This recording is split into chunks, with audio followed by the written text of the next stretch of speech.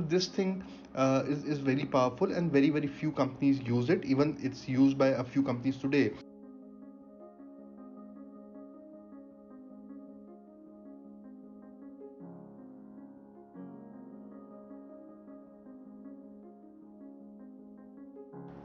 Today, I want to share a story that was implemented for one of the very large e-commerce brands. And this problem actually is faced by most of the people who've tried to sell anything online by transactions. What really happens is that the dropout rate after people add a product to cart is extremely high. In some cases, it is even higher than 70%, which means that if 100 people add products to cart, 70% of them drop out, and only 30% or even lesser actually end up purchasing the products.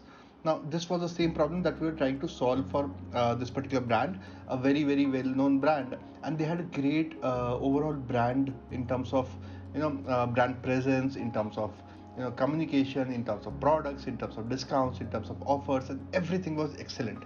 Now, still, they were facing the same issue.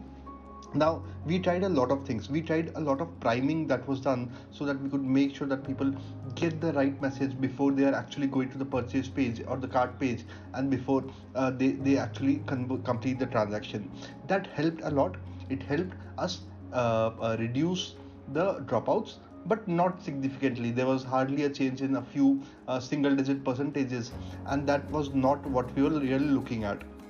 The other thing that we said was, okay, let's try to figure out what are all the friction points that are present on the cart page, and then setting up the right tools for that, making sure that they were taken care of. We are setting events for each and every action, the right tools that were implemented, and still we were able to monitor what were people doing. So, for example, we were able to see that, okay, was a particular field very intuitive or was it not intuitive? Were people filling up the information and dropping out at a particular point in the while filling up the form, or there was something else? There were small trends. Again, we found some things and which were definitely improved. So, for example, micro content was taken care of. Micro content means the tool tip that was essentially provided next to each and every form entry. For example, name, first name, and they were made more intuitive, and they were made more UI friendly, so that the users didn't have to use their brains while filling up the form.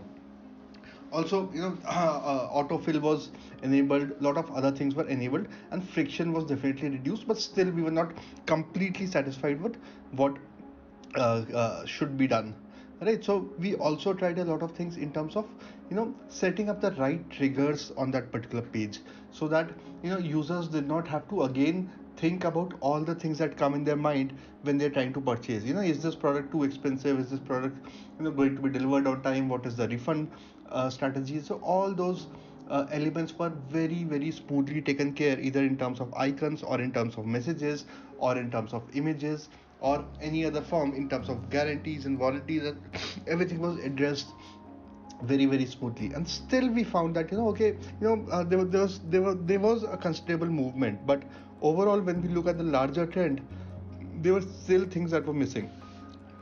So what we realized was that okay, let's try something which was never tried earlier. And this is what I'm going to share with you today, because this thing is very powerful, and very few companies use it. Even it's used by a few companies today. So what we said was, okay, since on our side we have a lot of offers now for certain products, let us allow the user to actually choose which offer does he want. There can be 5 or 6 or 7 different offers which were applicable for products, based on the payment type, based on the sale they were looking at, based on the quantity they were purchasing, and all of that. So we told them that okay, now you can select your offer and pick your offer and choose the one that you want. And they were different in some. For example, somebody would save 15%, the one they could save 20%, the one they could say something else.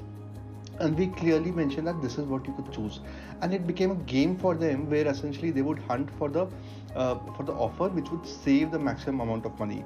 Now, not everyone does that. I'm not saying that everyone does that, but a lot of people were interested, and a lot of people started using that. And when a lot of people started using that, then essentially what happened was that the conversion rate suddenly increased.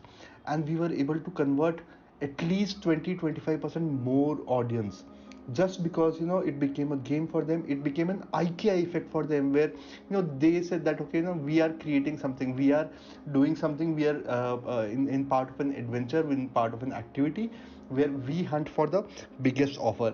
And when they could get the biggest offer, they could apply it, they could see that, okay, now they saved a lot. That was a sense of satisfaction, that's a sense of instant gratification that they used to get.